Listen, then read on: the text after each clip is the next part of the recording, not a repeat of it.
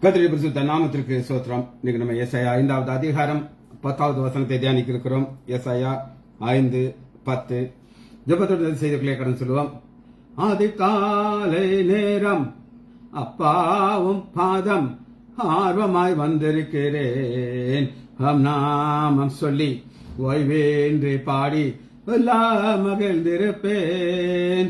கூக்குரல் கேட்பவரே நன்றி நன்றி ஐயா, யான் கூக்குரல் கேட்பவரே நன்றி நன்றி ஐயா, குறைகளை தீர்ப்பவரே நன்றி நன்றி ஐயா, யான் குறைகளை தீர்ப்பவரே நன்றி நன்றி ஐயா. பலனே கான்மலையே நன்றி நன்றி ஐயா, யான் பலனே கான்மலையே நன்றி நன்றி ஐயா, பெரியவரே என் உயிரே நன்றி நன்றி ஐயா, பெரியவரே என் உயிரே நன்றி நன்றி ஐயா. நினைவெல்லாம் அறிபவரே நன்றி நன்றி ஐயா, யான் நினைவெல்லாம் அறிபவரே நன்றி நன்றி ஐயா, நிம்மதி தருபவரே நன்றி நன்றி ஐயா, எனக்கு நிம்மதி தருபவரே நன்றி நன்றி ஐயா. நலம் தரும் நல் மருந்தே நன்றி நன்றி ஐயா, நலம் தரும் நல் மருந்தே நன்றி நன்றி ஐயா. நான் மைகளில் ஊற்றே நன்றி நன்றி ஐயா, நான் மைகளில் ஊற்றே நன்றி நன்றி ஐயா. மரணத்தை ஜெயித்தவரே நன்றி நன்றி ஐயா, மரணத்தை ஜெயித்தவரே நன்றி நன்றி ஐயா, மன்னா பொலேந்தவரே நன்றி நன்றி ஐயா, எனக்கு மன்னா பொலேந்தவரே நன்றி நன்றி ஐயா. விண்ணப்பம் செய்பவரே நன்றி நன்றி ஐயா, விண்ணப்பம் கேட்பவரே நன்றி நன்றி ஐயா, கண்ணீர் துடைப்பவரே நன்றி நன்றி ஐயா. இயேசுவே நாமத்தினாலே ஜெபங்களுக்கு தாவே ஆமென். கர்த்தருடைய பரிசுத்த நாமத்திற்கு ஸ்தோத்திரம். Leela praise Lord, Balasundari praise Lord. இன்னைக்கு நம்ம ஏசாயா 5வது அதிகாரம் 10வது வசனத்தை தியானிக்க இருக்கிறோம். ஏசாயா 5:10. 10 ஏக்கர் நிலமாகிய திராட்சை தோட்டம் ஒரு படி ரசம் தரும். ஒரு கலஸ் விதை ஒரு குறு நாணியை விளைவிக்கும். விதை ஒரு குறு நாணியை விளைவிக்கும். என்ன சொல்ல விரும்புகிறார் அப்படின்னு கேட்டீங்கன்னா, இவங்களுடைய கையிட்டு செய்யற காரியத்துல ஆசீர்வாதம் கிடையாது. சரி, முதல்ல விதை. விதைக்கிறதுக்கு சீட், SEED, சீட். இது கிரேக்க வார்த்தை ஸ்பெர்மா, SPERMA, ஸ்பெர்மா. Seed, SEED, seed. ஸ்பெர்மா, SPERMA. இது உங்களுக்கு வேணா இது புதுசா இருக்கலாம், ஆனா டாக்டராகி எங்களுக்கு இது ஒரு ஃபெமிலியரான ஒரு பெயர். ஸ்பெர்ம் உங்களுக்கு கட்டாயம் தெரியும். ஸ்பெர்ம்னா என்னன்னு தெரியும். ஆண் விந்து ஸ்பெர்ம். இந்த ஸ்பெர்மால இருந்து வந்ததான் ஸ்பெர்ம். ஸ்பெர்முக்கு SPERM, sperm. இப்படி ஒரு ஆண் விந்துக்கு ஒரு சந்ததியை உருவாக்குற வல்லமை இருக்குது. என்னுடைய ஆண் விந்திலிருந்து என்னுடைய மகள் டீனா தேவியா வந்தா. சிக்கு வந்து அந்த விந்திலிருந்து வந்த டீனாட்ட இருந்து 2 ஆண் பிள்ளைகள் வந்தாங்க. அப்ப ஒரு ஸ்பெர்முக்குள்ள ஆண்டவர் பெரிய உயிரை வைத்திருக்கிறார். அதனால்தான் ஸ்பெர்ம் சீட். இது விவசாய சம்பந்தப்பட்ட ஒரு வார்த்தை, சீட் அல்லது விதை. நமக்கு எல்லாருக்கும் தெரிஞ்ச ஒரு வசனம் தான், ஆனால் அதை நம்ம வாசிப்போம். மத்தேயு 13வது அதிகாரம் விதை விதைக்கிற ஒரு ஓமையை நம்ம பார்க்கிறோம். சீட், ஸ்பெர்மா, SPERM, ஸ்பெர்மா. சரி, பாப்போமா? 3வது, விதை விதைக்கிறவன் ஒருவன் விதையை விதைக்க புறப்பட்டான்.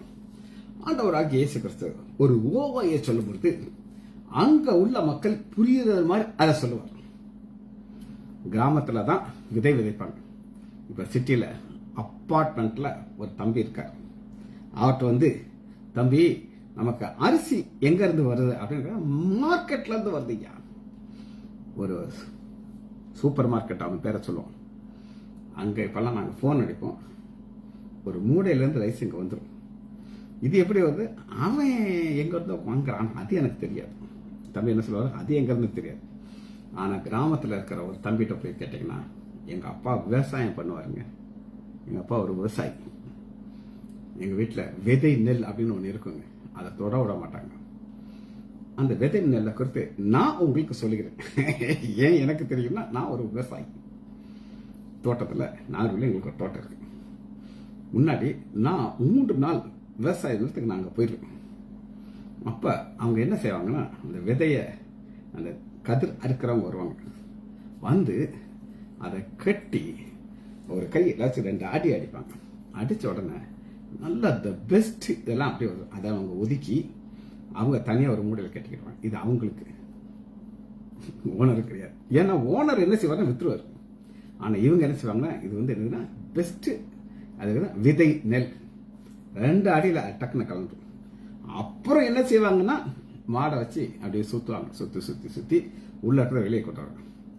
இதையும் என்ன செய்வாங்க அப்படின்னு நீங்க கேட்டீங்கன்னா, அங்க உள்ள மேனேஜர் என்கிட்ட சொல்றாரு, இந்த தலையில வச்சு இவங்க, அதாவது உங்களுக்கு ஒரு ப்ரொபோர்ஷனேட் இருக்குது, இவ்வளவு அறுத்தாங்கன்னா இவங்களுக்கு இவ்வளவு நெல் நாங்க கொடுக்கணும். அப்ப அவங்க எடுத்துக்கிட்டு சந்தோஷமா போயிட்டு வாங்க வீட்டுக்கு. போற வழியிலேயே விவசாயி வியாபாரிகள் இவங்களை பிடிச்சிக்கிறாங்க. அண்ணே, விதை நல்லா, ஆமா, மார்க்கெட்ல மூடை 1000 ரூபாய்க்கு விற்கிறாங்க, நீங்க 1200 ரூபாய் கொடுப்பீங்களா? ரூபாயை கொடுத்து 1200 ரூபாய் வாங்கிட்டு இதை கொடுக்குறோம்.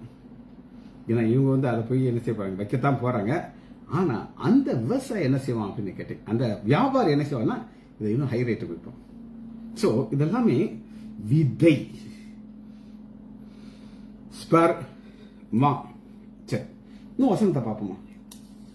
13வது அதிகாரம் 24வது வசனம், 13:24. வேறு ஒரு உவமையை அவர்கள் சொன்னார். பரலோக ராஜ்யம் தன் நிலத்திலே நல்ல ஸ்பெர்மாவை விதைத்த மனுஷன். நல்ல ஸ்பெர்மா விதை. சரி, இதை ஊமையாக ஆவியானவர் காட்டுகிறார். எதோட காட்டுகிறார் அப்படின்னு கேட்டீங்க, விதைய 1 கொரிந்தியர் 15வது அதிகாரம் 1 கொரிந்தியர் 15வது அதிகாரம் 36. புத்தீனனே, நீ விதைக்கிற ஸ்பெர்மா செத்தாலே ஒழிய உயிர்ப்பிக்க மாட்டாது. ஸ்பெர்மா செத்தாலே ஒழிய. இப்ப உயிர்த்தெழுதலை குறித்து பவுல் விளக்கிறார் ஒரு கூட்டத்தாருக்கு. அந்த கூட்டத்தார் யார் அப்படின்னு கேட்டீங்கன்னா, புசிப்போம் குடிப்போம் நாளை சாவோம் என்று சொல்லுகிறார் ஒரு கூட்டத்தார்ட்ட பேசுகிறார். என்ன சொல்லுகிறார் அப்படின்னு கேட்டீங்கன்னா,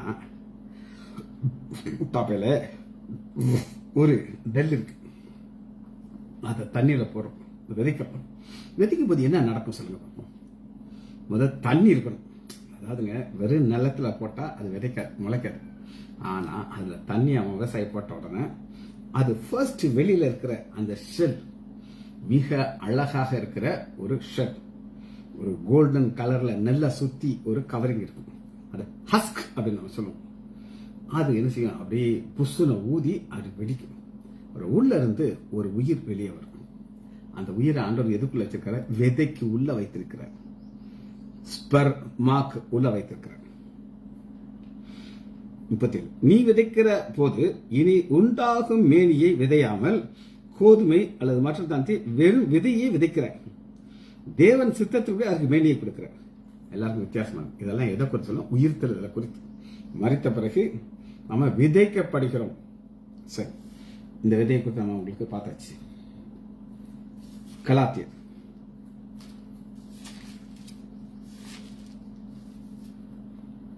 கலாத்தியர்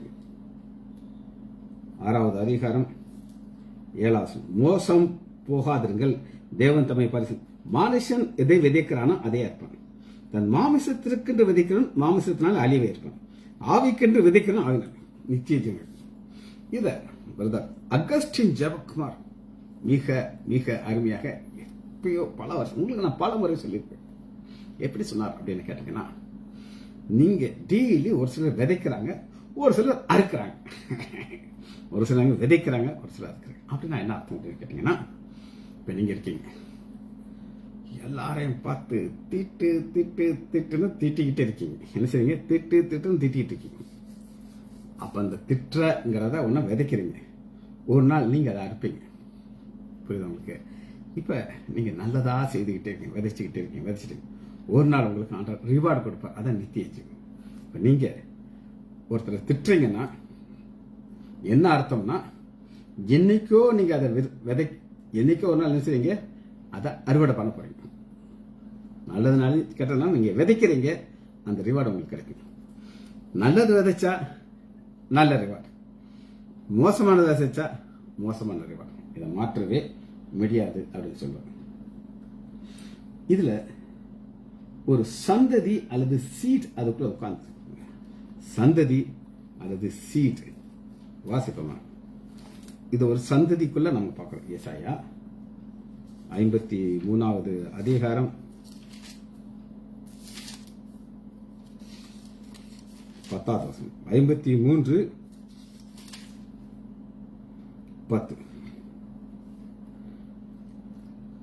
அவர் தமது சந்ததியை கண்டு, சந்ததியை எங்க காண்கிறார் அப்படின்னு நீங்க கேட்டீங்கன்னா, கோதுமை மணியானது விதைக்கப்பட வேண்டும், இல்லாவிட்டால் அது தனியா இருக்கும்.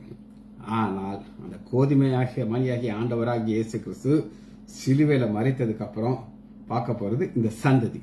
இந்த சந்ததியை நம்ம விதையாக பார்க்கிறோம். சரி, 1 யோவான்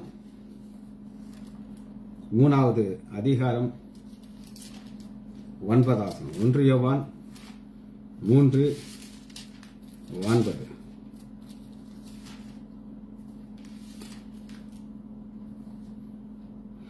தேவனாலே பிறந்தவனும் பாவம் செய்ய, ஏனென்றால் அவருடைய வித்து, அவருடைய ஸ்பெர்மா அவனுக்குள் தட்டு. நம்ம மறுபடியும் பிறந்திருக்கிறோம். நமக்குள்ள என்ன இருக்கு அப்படின்னா, தேவனுடைய வித்துங்கிறது நமக்கு உள்ளே இருக்கிறது. சில லேட்டா வந்திருக்கீங்க, உங்களுக்காக இந்த கிரேக் வார்த்தை நான் உங்களுக்கு சொல்றேன். Seed, SEED seed. சீடுக்கு ஸ்பெர்மா, SPERMA ஸ்பெர்மா. அடுத்த ஒரு வார்த்தை எழுதியிருக்கேன், அதையும் பார்த்துக்கோங்க. ஸ்போர்ஸ், SPOROS ஸ்போர்ஸ். இந்த ஸ்போர்ஸ் என்கிறது என்னதை நம்ம பார்க்க போறோம்.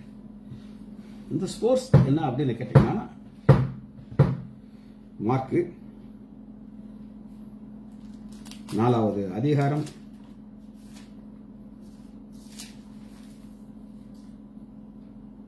26 4:26 ஸ்போர்ஸ். பின்பு அவர்களை நோக்கி, ஒரு மனுஷன் நிலத்திலே விதையை விதைத்து, விதைங்கிறது ஸ்பெர்மா, ஆக்ஷன் ஸ்போரஸ், SPOROS ஸ்போர்ஸ், விதைத்தல். இந்த விதைத்தல்ங்கிறது ஒரு ப்ராசஸ். இத ஆவியான ஒரு ஊமையாக சொல்கிறார். என்ன ஊமைங்கிறத நம்ம பார்ப்போம். 2 கொரிந்தியர் 9வது அதிகாரம் 10வது. 2 கொரிந்தியர் 9:10 விதைக்கிறவனுக்கு விதையை, புசிக்கிறவனுக்கு ஆகாரத்தை அளிக்கிறவர் உங்களுக்கு விதையை அளித்து அதை பெருக முடியும். நீங்க எப்படி கொடுக்குறீங்களே அதை வச்சு சொல்றதுக்கு தான் இந்த விதை. சரி, உங்களுக்கு முதல் காரியத்தை காமிச்சாச்சு. இரண்டாவது கிரேக்க வார்த்தை என்ன பார்க்க போகிறோம் அப்படின்னு கேட்டீங்கன்னா, முதல் வசனத்தை வாசிக்கிற ஏசாயா 5வது அதிகாரம் 10வது வசனம். 10 ஏக்கர் நிலமாகிய திராட்சை தோட்டம் ஒரு பிடித்தது, ஒரு கலச விதை ஒரு குரு. இதுல இங்கிலீஷ்ல ஒரு வார்த்தை இருக்குது, எஸ் அப்படின்னு இருக்குது. எஸ், யா, அதாவது YEA, யா. இதுக்கு கிரேக்க வார்த்தை என்னன்னா NAI, YES, எஸ். அதற்கு கிரேக்க வார்த்தை NAI, நை, நெய், நெய், NAI, நை. நைனா இது ஆம். ஆம்னானது நீங்க இது எப்படியா முடியும், இவ்வளவுதான் கிடைக்கும், நிறைய கிடைக்குமே அப்படின்னு. என்னுடைய தாத்தா, அதாவது என்னுடைய அம்மாவுடைய அப்பா, அவர் ஒரு ஜமீன்தார். அவர் வீட்டில் ஒரு மெடல் தொங்கிட்டு இருக்கும். நாங்கள் கேட்பேன், என்ன தாத்தா மெடல்? உன்னுடைய பெரிய நியூஸ் வச்சிருப்பாரு. தாத்தா பெஸ்ட் விவசாயிங்களுக்கு எனக்கு மெடல் கொடுத்தாங்க. என்ன கண்டிஷன் அப்படின்னு கேட்டீங்கன்னா, கெமிக்கல் போடக்கூடாது, இயற்கை உரங்கள் போட்டு இந்த விளைவை கொடுக்கும். அதுதான் இதுக்கு என்னன்னா a part of affirmation, அதாவது ஒற்றுக்கொள்ளுகிற ஒரு காரியம். அதாவது இது நடக்க முடியாத ஒன்றை ஒற்றுக்கொள்றது தான் யா அப்படின்னு சொல்லி. மத்தேயு 9வது அதிகாரம் 28வது வசனத்துல, மத்தேயு 9:28,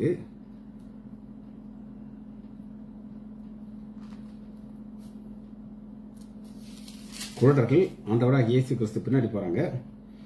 அவர் வீட்டுக்கு வந்த பின்பு அந்த குருடர்கள் இயேசு அவர்களை நோக்கி, இதை செய்ய எனக்கு வல்லமை உள்ளா என்று கேட்டார்கள். அதற்கு ஆம் விசுவாசிக்க,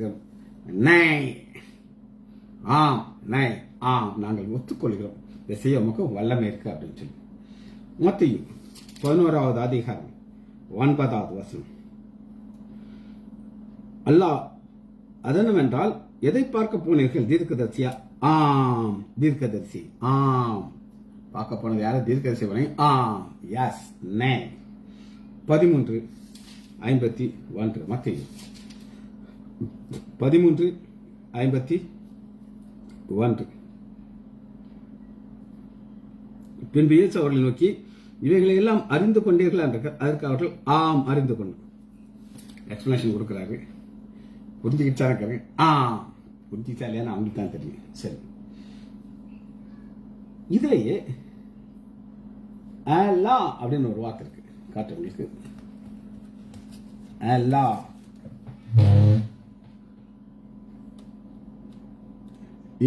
நம்பர் 3 பக்கத்தில் பாருங்க. ALLA, Allah. பட் எஸ், அல்லா அப்படின்னா பட் எஸ், அப்படி அல்ல. ஆம் உங்களுக்கு காமிச்சேன், அப்படி அல்ல. ரோமர் 3வது அதிகாரம் 31வது வசனத்துல இந்த வருது, ஆம் அப்படி அல்லன்னு சொல்லி. சரி, கடைசியா ஒரு வார்த்தையை பார்த்து நம்ம அதை முடிக்க போகிறோம். அது என்ன? கை, KAI,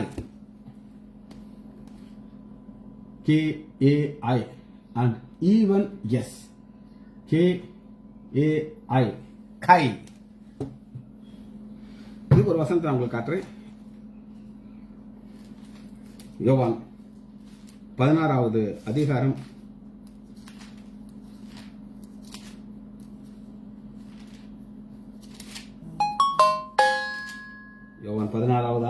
32வது வசனம். இதோ நீங்கள் சிதறுண்டு அவனவன் தன்னிடத்துக்கு போவீர்கள், என்னை தனியா விடும் காலம் வரும், அது இப்பொழுது வந்திருக்கிறது, ஆனாலும் நான் தனித்திருந்தேன், ஆனாலும் நான் தரித்திருந்தேன். அதான் கை. தனித்து இருப்பேன், ஆனா இருக்க மாட்டேன், பிதாயம் கூட இருப்பேன். கை. சரி, லாங்குவேஜ் பார்த்தாச்சு. இப்ப நம்ம வசனத்துக்குள்ள கலந்து வருகிறோம். ஏசாயா 5வது அதிகாரம் 10வது. 10 ஏக்கர் ஒரு படி ரசம். 10 ஏக்கர்ல எவ்வளவு வரணும் அப்படின்னு கேட்டீங்கன்னா ஒரு மதிப்பை பிக்ஸ் பண்ணி வச்சிருக்கிறார் ஆண்டவர், வேல்யூ. இது லேவியாரத்தில் இருக்குது, அதை என்ன நம்ம கற்றுக்கொள்வோம். லேவியாராகமம் 27வது அதிகாரத்தில் ஒரு வேல்யூ போட்டு வச்சிருக்காங்க. அந்த வேல்யூங்கிறது என்னன்றது நாம தான் உங்களுக்கு சொல்லியிருக்கோம். நீங்க ஒரு இடத்த பதிய போறீங்க, சரி, அது ஒரு முக்கியமான இடத்துல இருந்தானா கவர்மெண்ட் அதுல இந்த இடத்திற்கு இவ்வளவு வேல்யூ போட்டுக்கணும். அந்த வேல்யூக்கு தக்கதான் நீங்க என்ன செய்யணும், ஸ்டாம்ப் பேப்பர் வாங்கணும். இந்த லேண்ட் வேல்யூ கூட கூட கூட மதிப்பு கூடுங்க. அதாங்க பார்க்கணும். லேவியராகமம் 27வது அதிகாரம் 16. ஒருவன் தன் காணி ஆட்சியான வயலுக்கு யாதொரு பங்கையும் கர்த்தருக்கு பரிசுத்தம் என்று நேர்ந்து கொண்டால், இங்கதாங்க மெயின் பாயிண்ட் உட்கார்ந்துருக்கு. ஆண்டவருக்கு அதிலிருந்து வருகிற விளைவை கர்த்தருக்கு பரிசுத்தம்னு சொல்லி எடுத்து வைக்கல. புரிஞ்சுக்கிட்டாங்க. அதனால ஆண்டோட கோபம் வந்துருச்சு. மனதா இருந்தால் நீ மதிக்கும் திரவியத்தோடு சரி அதன் விதைப்புக்கு தக்கதாக தான் இருக்க வேண்டும். ஒரு களம் வார்கோதுமையை விதைக்கிறவன் 50 வெள்ளி சேக்கலாக மதிக்கும். இந்த வேல்யூக்கு ஏற்ற மாதிரி ஆண்டவருக்கு அதை கொடுக்கணும். மதிப்புக்கு தக்க அந்த வருகிற பலனை கொடுக்கணும். இவங்க அதை கொடுக்கல. அதனால ஆண்டவர் என்ன செய்யறாரு அப்படின்னு கேட்டீங்கன்னா, இது ஒரு கட்டளையாக பார்க்கணும். 27:34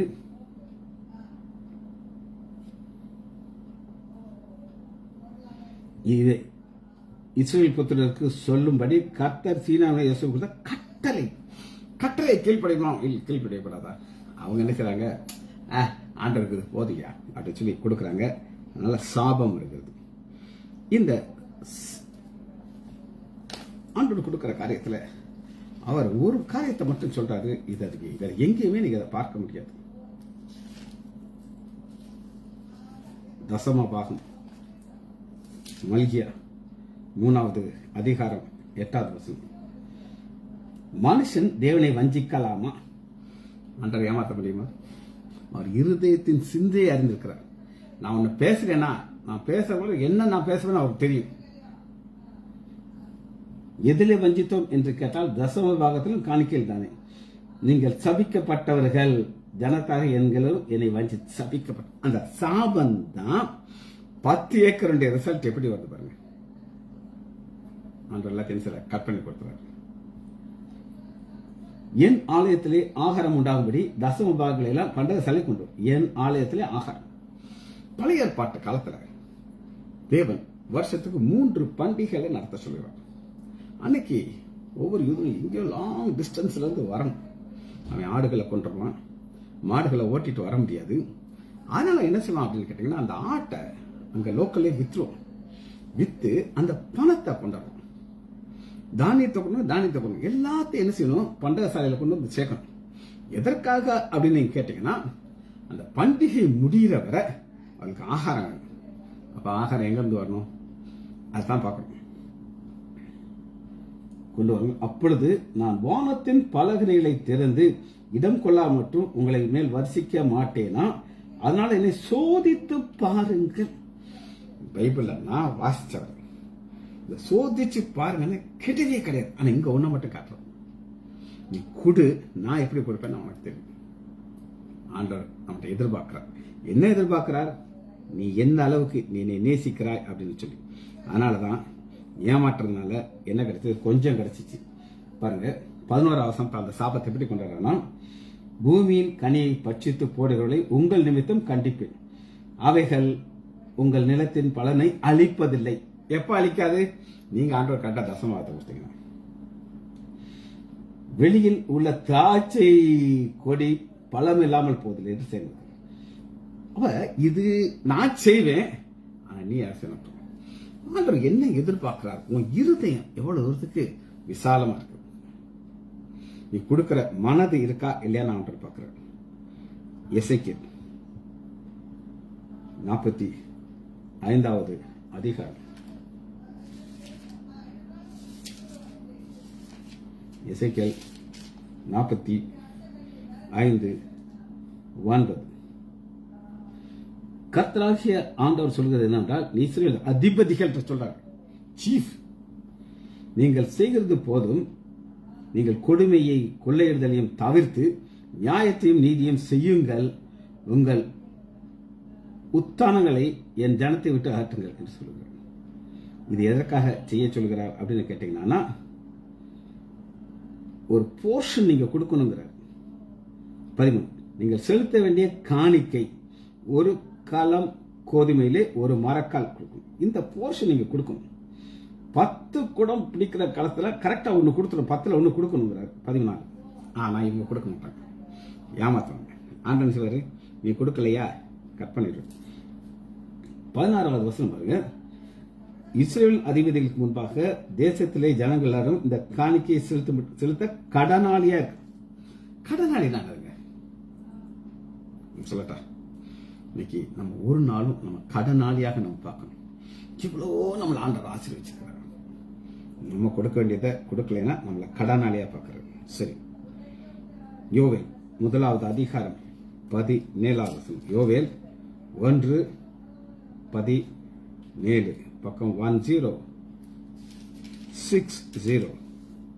1:16 வாசிக்கிறவங்களுக்கு.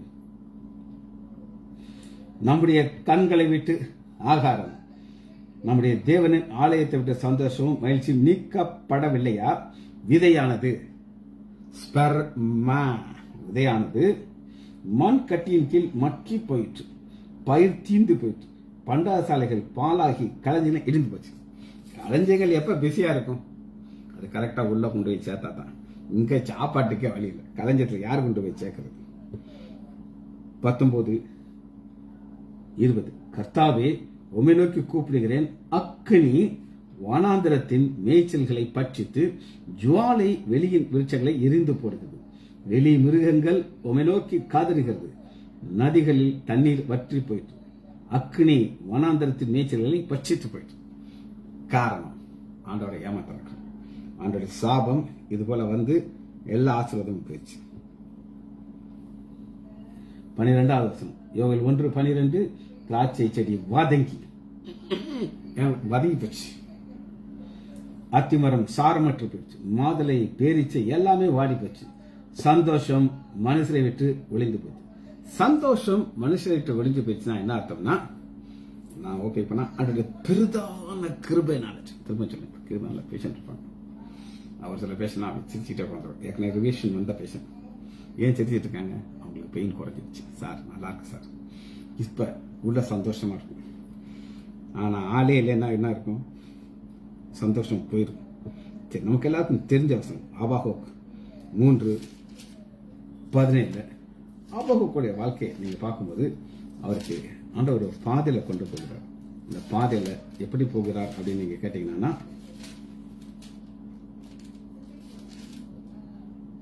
1086 3வது அதிகாரம். அத்திமரம் துளிர் விடாமல் போனாலும் திராட்சை பழம் இருக்கணும், ஒலிவ மரத்தை பாராட்டணும், ஒண்ணுமே இல்லை. ஆனால் நான் கர்த்தருக்குள் மன மகிழ்ச்சியா இருப்பேன், என் தேவனுக்குள் கழிப்பேன். இந்த கான்செப்ட் என்ன அப்படின்னு கேட்டீங்கன்னா, இது முடியாததுல அந்த செய்ய சொல்ற ஆசீர்வாதத்தை நான் கொடுக்கல, நீ என்னைய சந்தோஷமா பாக்குறியா? இல்ல நீ ஆசீர்வாதத்தை மட்டும் பாக்குறியா? இதுதான் ஆண்டோடைய எதிர்பார்ப்பு. ஆகாய் 1வது அதிகாரம் 9வது வசனம். 1090 ஆகாய். இந்த ஆகாயில என்ன பிரச்சனை அப்படின்னு கேட்டீங்கன்னா, 2வது வசனம். இந்த ஜனங்கள் கர்த்தருடைய ஆலயத்தை கட்டுறதுக்கு ஏற்ற காலம் வரவில்லைங்கிறார். ஏற்ற காலம் ஆலயத்தை கட்ட, அப்ப சர்ச்சுக்கு நம்ம கொடுத்தா தானே அங்க கட்ட முடியும். இந்த வீடு பாலாய்க்கிறது, நீங்கள் மச்சி வீடு பார்க்க, நீங்க அப்ஸ்டர்ஸ் போட்டு கட்டிட்டு இருக்கீங்க. அங்க வந்து அப்ஸ்டர்ஸ்ங்கிறது ரொம்ப ரேரா தான் இருக்கும். பணம் நிறைய இருக்குது. இந்த பணத்தை ஆலயத்துக்கு கொடுக்க வேண்டியது இவங்க தாங்கள் வீடை கட்டிக்கிட்டு இருக்காங்க. அதனால என்ன சாபம் வருது அப்படின்னு கேட்டீங்கன்னா, 10:11 ஆகாய் 1:10 ஆதலால் உங்கள் மேல் இருக்கிற வானம் பனியை பெய்யாமலும் பூமி பலனை கொடுக்காமல், நான் நிலத்தின் மேலும் தானியத்தின் மேலும் புது திராட்சை ரசத்தின் மேலும் எண்ணெய் பூமியில் விளைகிற எல்லாவற்றிலும் மனுஷன் மேலும் மிருகத்தின் மேலும் கைப்பட வறட்சியை வருவித்தேன். நீங்க சந்தோஷமா இருக்கும், தசம பாத்த கரெக்டா கொடுக்கணும், ஆலயத்திற்கு நீங்க செய்யணும். இப்போ எங்க ஆலயத்துல ஒரு சேல்ஸ் நடந்துச்சுங்க. இந்த சேல்ஸ்ல நாங்கெல்லாம் ரொம்ப உற்சாகமாக நான் என் மனைவி எல்லாரும் கல் அப்பம் அப்படிங்கிற ஒரு அப்பத்தை நாங்கள் ரெடி பண்ணோம். மரியாதை செஞ்சாங்க. நாங்கள் தான் பிளானிங். 2 வகையான சிக்கன்.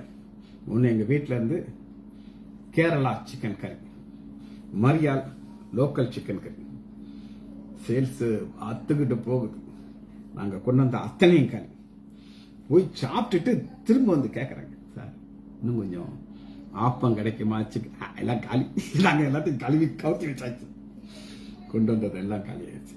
சந்தோஷம். ஏன்னா இந்த பணம் எங்க போகுதுன்னா ஆலயத்தை கட்டுறதுக்கு. ஜெபிச்சு படிப்போமா? மகா இரக்கமாம் கருவேமில்ல பிதாவே உம்மை துதிக்கிறேன் ஐயா. சார்வ வல்லவரே உம்மை துதிக்கிறோம் ஐயா. எங்களை நீர் ஆசீர்வதிக்கிறீர்கள் ஐயா. நாங்கள் தகுதி கிடையாதவர்களே, ஆனாலும் நீர் எங்களை ஆசீர்வித்து வழிநடத்துவதற்காக நன்றி. பிள்ளைகள் ஒவ்வொருவரையும் என் ஆண்டவராகிய இயேசு கிறிஸ்துவின் நாமத்தினாலே ஆசீர்வதிக்கிறேன். இயேசுவின் நாமத்தினால் ஜெபங்கள் பிதாவே. ஆமேன், ஆமேன், ஆமேன்.